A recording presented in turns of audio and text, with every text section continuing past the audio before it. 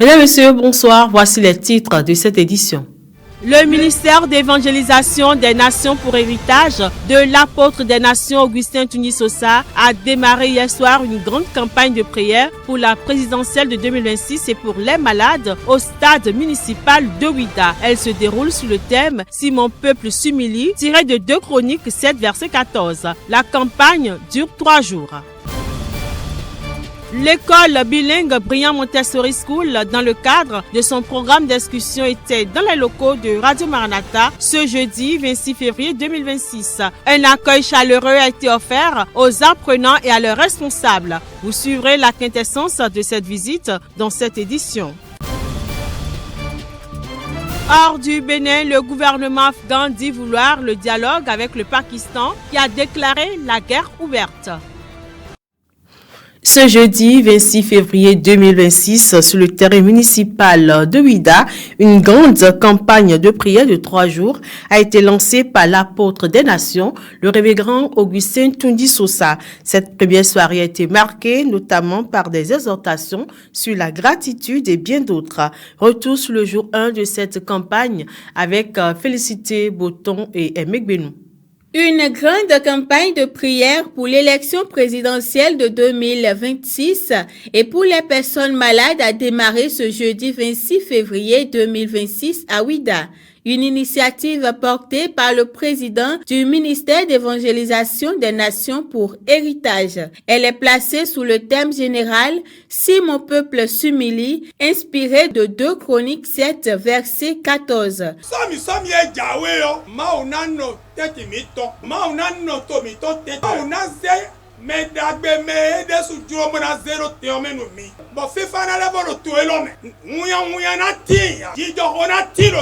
Pour cette première soirée, l'enseignement a porté sur le sous-thème « Le groupe des reconnaissants et le groupe des ingrats » tiré de l'évangile selon Luc 17, verset 12, à travers l'épisode des 10 lépreux guéris, dont un seul est revenu rendre grâce. Un message centré sur la reconnaissance. Sortis de la brousse, ces 10 lépreux sont sortis. Ils sont venus rencontrer Jésus. Ils sont restés à distance et lui ont dit, Jésus, aie pitié de nous. Le chant, parmi les 10 lépreux, celui-là qui était un étranger, il n'était pas un juif, il était reconnaissant.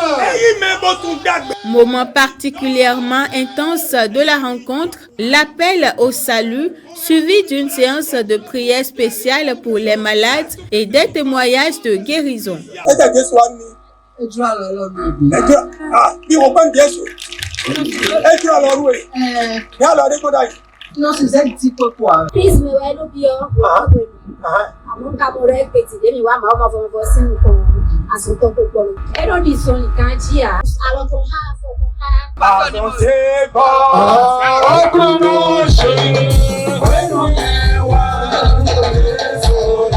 Une première soirée plus ou moins satisfaisante.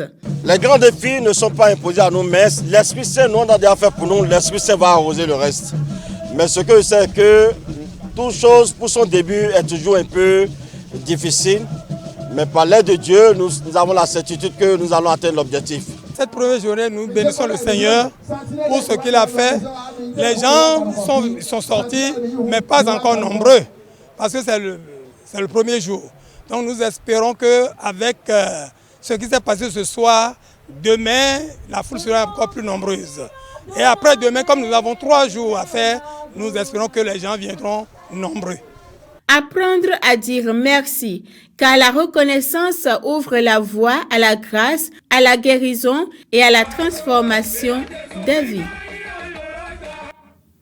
Le bien-être, un mot simple, mais une réalité plutôt, que beaucoup cherchent sans toujours savoir où le trouver. Dans un quotidien rythmé par les obligations, les préoccupations et la course contre le temps, prendre soin de soi devient souvent une option alors qu'il devrait être une priorité. Reportage. La ville s'éveille doucement. Dans certaines rues encore calmes, des silhouettes avancent d'un pas régulier. Basket aux pieds, regard fixé devant soi, ces marcheurs ont déjà commencé leur quête quotidienne, prendre soin de leur corps pour garder l'équilibre. Plus loin, le marché s'anime progressivement. Les étals se parent de couleurs vives, fruits juteux, légumes frais, produits naturels soigneusement disposés.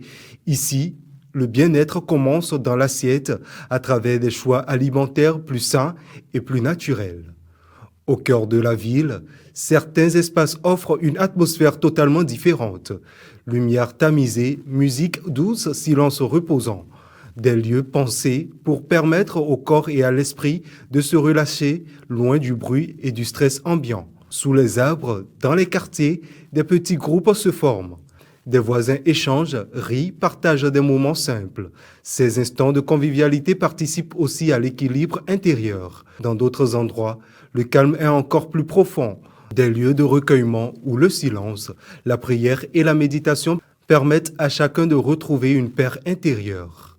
Le bien-être se lie ainsi dans les gestes les plus ordinaires. Marcher, bien manger, se reposer, partager, se recueillir. Des habitudes simples, accessibles à tous, qui contribuent à créer une harmonie entre le corps, l'esprit et le cœur.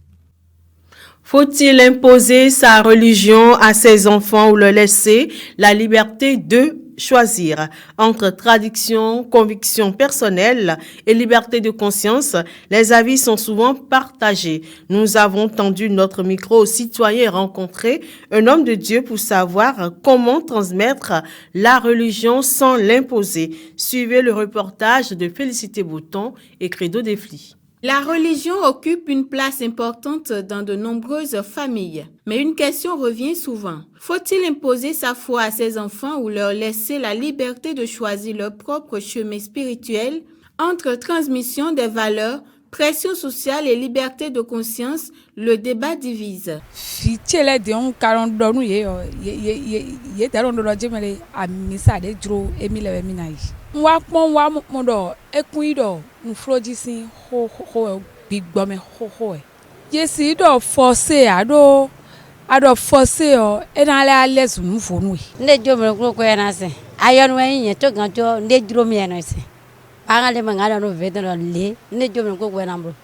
Les parents doivent montrer la bonne voie aux enfants. Parce que si les enfants sont là, les enfants ne peuvent pas se guider seuls. C'est aux parents. Les parents représentent le guide des enfants. Et selon ce que la Bible dit, en tant que parents, il faut mettre les enfants, il faut les éduquer selon la voie de Dieu. Mais du temps, mais les Jimmy, bon, mais les soumis prend nous des, mais prend mouvement de l'oïl. Des dromiers, minablo, si c'est des dromiers, et où est minablo? Parce que il doit forcer à blo système de même, mais du temps, les Jiwedoa. Je dirais qu'il faille exhorter tous les parents pour qu'ils annoncent l'évangile vrai à leurs enfants. Comme ça, là, ils n'auront plus à choisir une autre église. Face à ces positions parfois opposées, quelle est la lecture du révérend Glaglanon sur la question? Connaître Dieu, c'est toujours un libre choix. Mais il faut bien présenter Dieu aux gens pour qu'ils puissent le choisir. Avoir des enfants qui ne suivent pas Dieu, et si c'est la responsabilité du père, c'est un péché. C'est même grave de ne pas montrer le vrai chemin à ses enfants. Josué dira, moi et ma maison, nous servirons l'Éternel. Et il va conduire toute sa maison à servir l'Éternel, à connaître l'Éternel. D'ailleurs, la Bible recommande, instruire l'enfant selon la voie qu'il doit suivre. Et quand il sera vieux, il ne s'en détournera pas. Dieu veut que les parents, nous soyons des modèles, qu'on puisse dire tel père, tel fils, comme telle mère, telle fille, mais dans le bon sens. Non, pas une imposition, mais si tu représentes bien Dieu à l'enfant, il ne choisira pas d'autre que tu choisis Dieu. Imposer ou laisser le choix, le débat reste ouvert. L'essentiel n'est pas la contrainte, mais la manière de transmettre. Bien présenter Dieu à ses enfants à travers l'exemple, l'amour et les valeurs vécues au quotidien pourraient naturellement les amener à suivre cette voie, car une foi bien incarnée parle souvent plus fort que l'obligation. Parlons toujours des enfants. L'école bilingue Brillant Montessori School, dans son programme d'excursion, a visité les locaux du groupe de presse Maranatha Bénin, c'est-à-dire la radio et la télévision, ce jeudi 26 février 2026.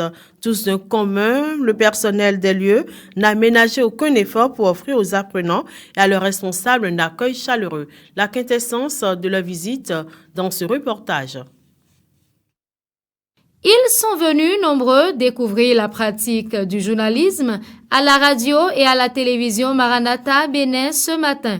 Les apprenants de cette école, avec à leur tête la directrice Georgette Akpo Azaman et quelques membres du personnel, sont passés de la rédaction de la radio à son studio, du studio à la régie et ainsi de suite. Alors ici, on a un tableau ici. Elle voit que ce sont des dessins. Qu'est-ce que je fais sur le tableau? Alors ici, c'est un tableau qui nous permet d'écrire les reportages. Ici, qu'est-ce que nous faisons? Nous faisons tout ce que vous recevez comme message dans vos maisons. C'est les relations publiques. J'ai longtemps échangé avec votre directrice pour planifier votre venue ce matin. Une fois ayant fini avec la radio, ils sont montés voir les différentes infrastructures, l'équipement, le fonctionnement et le personnel de la télévision Maranatha Bénin. Alors ce matin, ils sont dans les locaux de la radio et de la télévision pour voir ce que nous faisons. Et je leur faisais comprendre il y a un instant que ici, nous traitons les informations. Ici, c'est un métier plus passionnant. C'est un métier qui informe, qui divertit et qui forme. Là, vous voyez. Là maintenant, c'est le retour de la TNT. Si vous regardez sur les moniteurs, vous allez voir que, si vous regardez ici par exemple, vous allez voir que je suis en retard. C'est à cause du transit. À la fin de la séance, la directrice de l'école et quelques apprenants apprécient. Nous avons jugé bon de visiter la radio ce matin pour pouvoir mieux connaître la maison et faire découvrir la maison à nos apprenants. Là, peut-être demain, on ne sait pas s'il y a des gens qui deviendront des journalistes, pourquoi pas des cadreurs. Nous sommes très contents pour la visite de ce matin. J'étais très contente parce qu'on a visité beaucoup de choses qui m'ont permis de savoir le métier du journalisme et qui m'ont permis aussi d'avoir un peu d'avance sur ce que je voulais faire après. J'ai été impressionnée par le studio et la régie parce que les journalistes ont bien fait leur travail et j'étais content quand je suis venue.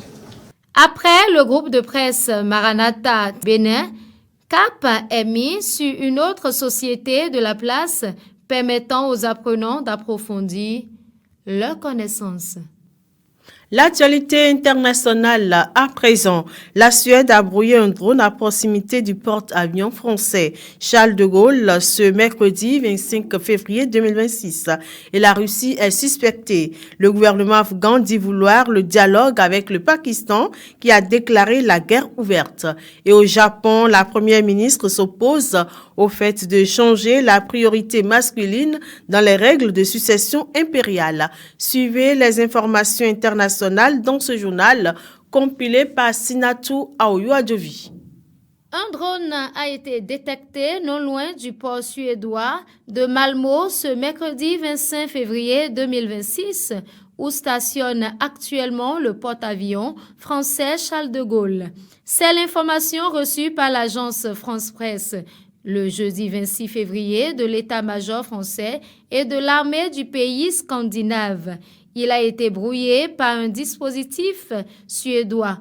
À la télévision, le gouvernement suédois pointe désormais du doigt la Russie. Le ministre de la Défense de Suède explique aussi que le navire suspect a poursuivi sa route vers la mer Baltique et indique que les autorités danoises ont été contactées au sujet de cet incident.